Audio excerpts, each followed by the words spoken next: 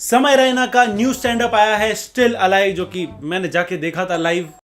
देखिए, मेरा जो उठना बैठना है वो में है। लेकिन स्टिल अलाइव देखकर वो मर क्यों नहीं गया? ख्याल सिर्फ मुकेश खन्ना को आया होगा। जोक सुनते ही बोला होगा fuck fuck fuck fuck fuck. ये क्या बोल दिया इसने? एक कहावत मशहूर है, कुत्ते की दुम टेढ़ी की टेढ़ी रहती है। कितने भी उसको घुसा के रख दो एक बंद डाली के अंदर, 2 घंटे 10 घंटे निकालो तो फिर से कुत्ते की दुम टेढ़ी हो जाती है। ये कहावत वैसे कुत्तों के लिए इस्तेमाल नहीं की जाती, ये बंदों के लिए इस्तेमाल की जाती है। कुत्ते की दुम से टेढ़े तो ये इशारे लग रहे हैं। क्या चल रहा है यूट्यूब पे समय रैना के अलाइव को छोड़कर? कुछ नहीं फिलहाल। तो ये वीडियो जब रिकॉर्ड कर रहा हूँ तब 30 मिलियन थे, अब तक पता नहीं 37 मिलियन तो हो चुके होंगे। जब तक ये वीडियो अपलोड होगी समय के पुतले जले ना जले, बहुत लोगों की जली तो है। लेकिन समय का स्टैंड अप आया, ये यूट्यूब नोटिफिकेशन से नहीं, इन शॉर्ट्स के नोटिफिकेशन से पता चल रहा है। पूरी इंस्टा फीड लाल हो गई भाई मेरी। एक चीज मेरे को समय की मस्त लगती है, समय को पीआर पे पैसे डालने की जरूरत नहीं है, लोगों के आरआर से काम हो जाता है।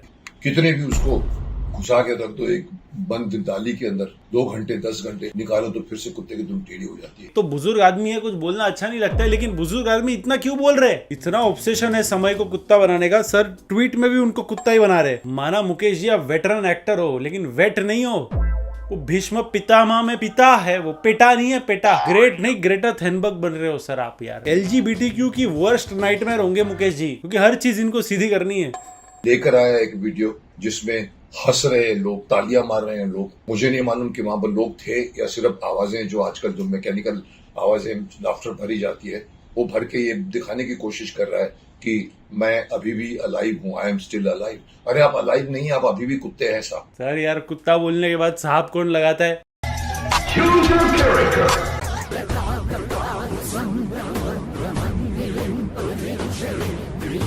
वही बात हो गई, माँ बहन की गाली देने के बाद जी लगा दिया। आई नो अंकल, व्यूज देख के चुपता है ना। 32-35 कितने मिलियन व्यूज हुए? ओहो, इसका मतलब ये नहीं कि आप ऑडियंस को मैकेनिकल बुलाओगे। आवाजें जो आजकल जो मैकेनिकल आवाजें लाफ्टर भरी जाती है, हम भी व्यूज देखते हैं, बहुत ज्यादा लगते हैं हमें। बट सर अगर आप सोचो, एक यूट्यूबर के पॉइंट ऑफ व्यू से अगर आप सोचो, तो समय रैना को अगर व्यूज आते हैं, समय रैना का अगर लेटेंट चलता है, यूट्यूब पे एक एक्टिव ऑडियंस आती है। वो एक्टिव ऑडियंस आपका भी चैनल देखती है, मेरा भी चैनल देखती है, तो सबका फायदा है इसमें सर। तो व्यूज देख के टेंशन नहीं लेने का दूसरे का। सर ने बोल दिया ऑडियंस ही रियल नहीं है।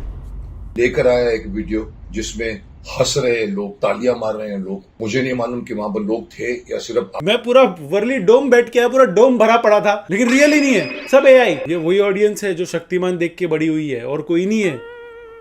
मुझे लगता है जब तक अर्चना पूरन सिंह की हंसी नहीं आएगी तब तक किसी को यकीन नहीं होगा। आयरन मैन क्या होता है साहब? एक आयरन का ये पहन लिया तो आयरन मैन बन गया। स्पाइडर को स्पाइडर ने काटा, स्पाइडरमैन तो स्पाइडरमैन बन गया। क्रिप्टन से सुपरमैन आया तो सुपर, उसके बाद पावर आया। अरे साहब, हमारे शक्तिमान के पास पंचभूत है, वो उसके पास कभी आज तक गन नहीं आया, मशीन गन नहीं है। वो करता तो रेस निकलती है, आंख से करता है, आंख से ठीक करता है, अदृश्य हो जाता है, घूम सकता है, कहीं भी रहे 100 मील दूर देख सकता है, क्योंकि वो योगी पुरुष है।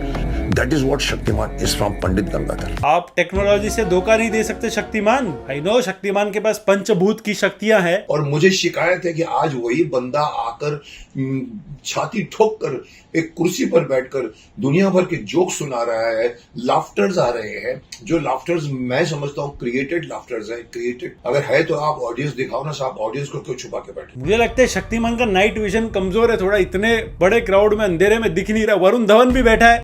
भाई एक बार ना समय रैना ने बहुत स्मार्ट चीज बोली थी। मेरे को ये सब समझता ही नहीं है ब्रो। ओके। और मेरे को ना किसी ने सिखाया नहीं स्कूल में ये सब चीजें। स्कूल में सिखाया कबीर के दोहे। ये सब सिखाओ ना भाई कि टैक्स होता है, कैसे GST होता है। एक तो मुझे माँ कसम भाई, इतना मुझे अभी तक समझा ही नहीं GST क्यों है भाई। बट ये वीडियो में मैं आपको पैसे के बारे में कुछ ऐसी चीजें बताऊंगा जो स्कूल कभी नहीं बताता। आप पैसे बचा सकते हो, प्रोफेशनली अपग्रेड कर सकते हो आपके बिजनेस को विद ओडू।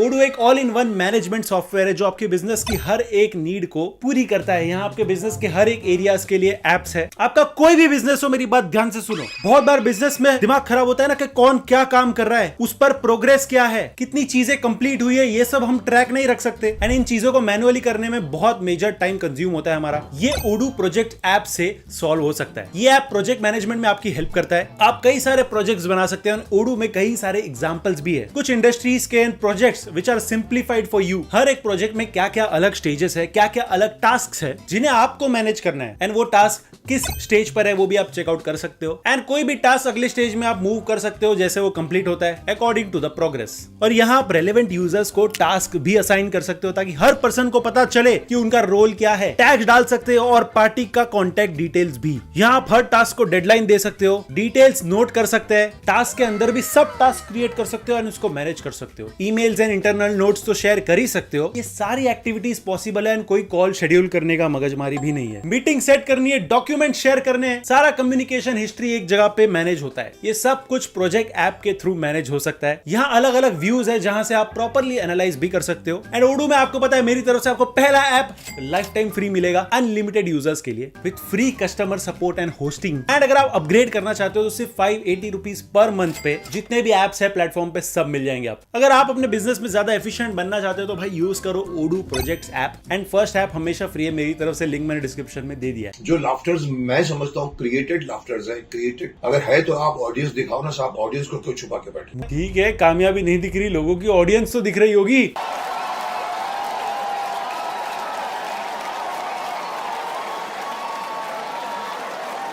ये बात लोगों को हजम ही नहीं हो रही कि किसी के जोक सुनने पे लोग स्टैंडिंग ओवेशन दे रहे और उठ के चले नहीं जा रहे।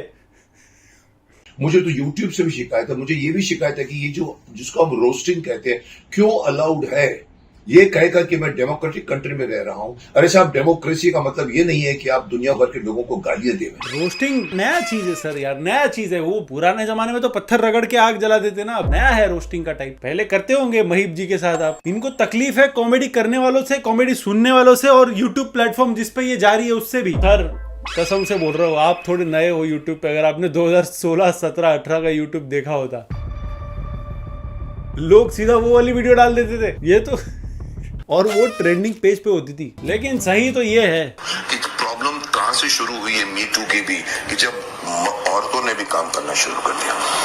आज औरत मर्द के साथ कंधे से कंधा मिलाकर चलने की बात करती है। लोग वुमन लिप की बात करेंगे, लेकिन मैं आपको बता दूं प्रॉब्लम यहीं से शुरू होती है। सबसे पहला जो मेंबर सफर करता है वो घर का बच्चा सफर करता है, जिसको माँ नहीं मिलती। आया के साथ बैठकर सास भी कभी बहुत देख रहा होता है। तो यार ये इशारे मत करो यार सर। कहते अगर हर एक चीज को प्रॉब्लमेटिक बोलने पे एक पेनी मिला होता सर को, तो अभी तक ये खुद को डीएच करके शक्तिमान का सीजन 10 ला चुके होते। शक्तिमान के पास शक्ति बची है ये सब बोलने की, लेकिन लोगों के नजरों में मान चला जाएगा सर, ऐसा मत करो। ये देखो ये क्या कमेंट आ रहे हैं, दादाजी आज फिर अपनी दवाई लेना भूल गए। A monk who can not afford a Ferrari. नहीं अच्छा लगता यार, हम भी आपको देख के बड़े हुए, अब क्यों पढ़ रहे हो ये सब में? छोड़ो ना, इग्नोर करो ना, आपके बोलने से थोड़ी कुछ हो जाएगा। मैं एक डेमोक्रेटिक कंट्री में रह रहा हूं। अरे डेमोक्रेटिक कंट्री का मतलब ये नहीं होता कि आपको अभिव्यक्ति के आजादी का मतलब ये नहीं है कि आप दूसरों को हर्ट करें। अभिव्यक्ति में किसी भी संविधान में भी नहीं लिखा हुआ कि आप कुछ भी बोलिए साहब।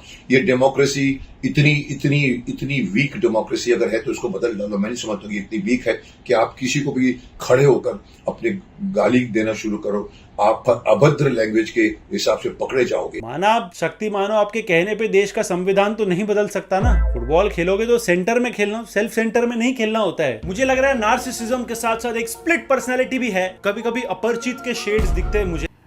मगर आपने अपने इस शो में बड़े आग्रह करके मुझे बुलाया है, इसीलिए आपके सम्मान में मैं यहाँ आया हूँ और आके बैठ गया हूँ।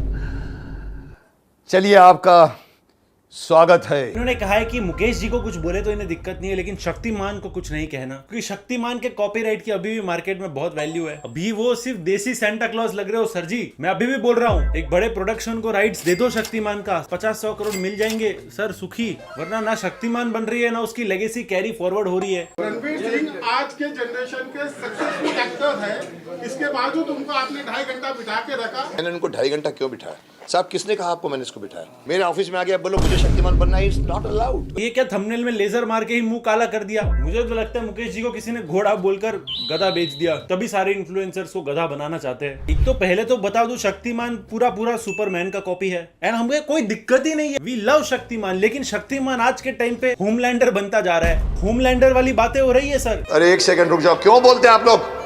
ओए कौन बोल रहे हो? जानवर लोग हो यार। यार आप लोग कितने भी सीनियर हो, जस्ट कीप क्वाइट। मैं आपका स्वागत करूं कि आप मेरा स्वागत करेंगे. Krish is yes becoming a superhero, but it is still taking time to become Shaktiman. Not just like the rest of you. I'm stronger. I'm smarter. I'm better. I am better.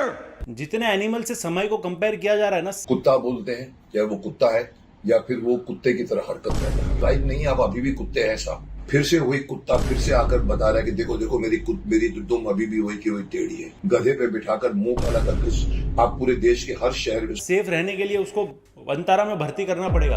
और शक्तिमानों ने बच्चों को मारा है. अरे who the hell are you to tell me this? कहीं भी Shaktimaan guilty नहीं पाया गया. उस समय एक स्कैंडल था, कोई बच्चा नहीं मरा था, कोई बच्चा नहीं गिरा था. चलो माना 2000s में बच्चे टेरेस से कूदे नहीं थे शक्तिमान देखकर, लेकिन टेरेस से आजकल फोन तो फेंक रहे हैं. लेकिन सिर्फ मुकेश जी नहीं है जिन्होंने अपनी इमेज दाव पे लगा दी. रणवीर भाई ने 1000 करोड़ कमाए एंड हमारे रणवीर भाई को 1000 गालियां मिल रही है फिर से. जब सब कुछ शांत हो गया था हमारे रणवीर भाई की लाइफ में, नहीं फिर आ गया स्टैंड अप जिसमें समय भाई ने बोल दिया कि नहीं, ये तो 8 बार पूछा था रणवीर ने. तो आपने बियर बाइसेप्स का वो घटिया सवाल हटाया क्यों नहीं एडिट से?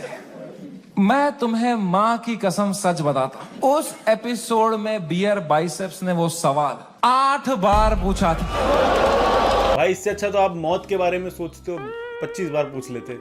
लेकिन आई स्टिल फील एडिट तो हो सकता था. स्टैंड अप में समय ने बोला था कि कुणाल कामरा की वजह से वो बच गए थे. सडनली सब कुणाल कामरा पे अटैक करने लग गए थे. मैंने कहा क्या हो गया है? कह रहा है न्यूज देखो. मैंने न्यूज खोली, द डे वी लैंडेड पूरा मुंबई कुणाल कामरा के पीछे लगा था भाई. भगवान है. कुणाल कामरा ने तो रणवीर पे ही अटैक कर दिया. बेचारे को 10 साल लगे बियर बाइसेप्स बनने रणवीर से. बेचारा अब येती में विश्वास करे ना करे, हेटर्स में तो विश्वास हो ही गया होगा. एंड कुणाल कामरा की हिट लिस्ट में आना कितनी बड़ी बात होती है. कुणाल कामरा आपको हेट कर रहा है, जिसको पूरी दुनिया हेट कर रही है. उसके लिए या तो आपको पीएम बनना पड़ेगा या तो पॉडकास्टर. कुणाल कामरा एक लौते कॉमेडियन नहीं है. अभिषेक उपमन्यु ने भी लपेटे में ले लिया. मुझे मिला था वो जुहू में. मुझे कह रहा ब्रो आई यू हगर? मैं कहा no I am not. I am. मैंने उसको मना कर दिया. मुझे उसको हक करने में डर लग रहा था. मुझे लग रहा था मैं उसको हक करूंगा ना तो मुझे छोड़ेगा ही नहीं, ऐसे ही पकड़ के रखेगा और ऐसे ही ले जाके पॉडकास्ट में बिठा देगा. मौत के बारे में सोचते हो और वहां जवाब भी देना पड़ेगा बैठ के. हाँ सोचता हूँ तेरी मौत के बारे में. At this point Ranveer intellectual से ज्यादा स्टैंड अप कॉमेडियंस के काम आ रहा है उनके कंटेंट के लिए. बट मुझे लगता है हो गया अब. रणवीर को माफ कर देना चाहिए. Let him live his life भाई. उसको अब मूव ऑन करने का मौका देना चाहिए. सब कुछ शांत हो गया था, फिर से स्टैंड अप की वजह से सब. एंड समय रैना को बहुत ज्यादा हेट मिल रही है कि एक ही स्टैंड अप तुमने सब जगह पर किया, तो क्या अपने इमोशनल मम्मी वाली स्टोरी सब जगह रोकर बोली थी? एंड इस मोमेंट में जो सबसे खराब चीज होती थी, मेरी माँ का वीडियो कॉल आया. किस मुंह से उठाऊं मैं ये कॉल? क्या दिखाऊं मेरी माँ को? रो रहा हूं बैठ के यहाँ, टूटा पड़ा हूं. उनपे क्या बीतेगी यार. इसको फ्रॉड बोलते हैं लोग, बोल रहे हैं भाई. इसको आर्टिस्ट बोलते. यही होता है stand up special. Stand up में सिर्फ गाली नहीं थी, इमोशंस का रोलर कोस्टर था. जो रोलर कोस्टर से दीपक गिरे हैं अभी. समय ने एक चैलेंज दिया था अपने स्टैंड अप में और इंडिया के यूथ ने वो करना चालू कर दिया. इट्स अ स्क्रैच कार्ड हमारे पापा का हार्ट. मैं बता रहा हूं, आज के आज घर जाना, कॉल करना पापा को, बोलना पापा आई लव यू बोलो. ना बोलो, मुंह करो मुंह. समय रैना का शो देखा, उसमें उसने कहा कि आप आपके पापा के दिन को स्क्रैच करो, इसलिए मैं पापा को कहूंगा आई लव यू. घर में एलपीजी की टेंशन है, अंकल ओवर टाइम कर रहे हैं. ये स्क्रैच कार्ड को और खुजा दे तो गैस लीकेज हो जाता. और अभिषेक बच्चन बहुत गुस्सा हुए समय रैना से. जमाना बदल गया, क्रिएटर्स बदल गए, थंबनेल वाले बदले नहीं. 400 व्यूज के लिए ये यूट्यूब चैनल ने पूरे अभिषेक बच्चन की तहजीब तशरीफ में डाल दी. आपने इतना पोलियो का ऐड किया, फिर भी अपने बेटे को पांव पे क्यों नहीं खड़ा कर पाए साहब? आयरनी देख रहे हो, समय ने जोक पोलियो पे मारा लेकिन गाली देने सब दौड़ते हुए आ गए. मैं बोल रहा हूँ ये सब जोक समय अमित जी के सामने मारने की सोच रहे थे, लेकिन ये वहां पे कटवा दिए बैक स्टेज. सच्ची में मारता तो 7 करोड़ का डिफेमेशन तो लगना था. अभिषेक बच्चन के पास तो टाइम भी नहीं होगा भाई समय को रिस्पॉन्ड करने का, लेकिन एजाज खान का रिस्पॉन्स तो आना ही है हर चीज में. बदतमीज आदमी को मैं क्या बोलूं, ये अपने माँ बाप से भी ऐसे ही बात करता होगा शायद. हिंदुस्तान के इतने बड़े महानायक अमिताभ बच्चन साहब, जिसने हिंदुस्तान को सदियों से एंटरटेन किया, आज उनको, उनकी वाइफ को, उनके बच्चे को कोई भी आके कुछ बोल जा रहा है. अरे समय रैना, तेरा समय खराब चालू हो गया बेटा आज से. मेरे को तो किधर दिखना भी मत तू. क्योंकि मैं तो बच्चन साहब का बहुत बड़ा फैन हूँ रे, पंखा उनका। पहला पंखा होगा जिसको देख के सब बोलते होंगे चल हवा आने दे। ऐसे ही हमने पिछले वीडियो में रामायण एंड रामायण मूवी के हेटर्स की बात की थी, जिससे मेरा बहुत दिमाग खराब हुआ, तो यहाँ पे टैप करके देखना। इंस्टाग्राम पे फॉलो कर दो मुझे @महेश केशवाला। एंड ओडू का एक ऐप मेरी तरफ से फुल फ्री है, लिंक डिस्क्रिप्शन में देख लेना। मिलते हैं नेक्स्ट वीडियो में।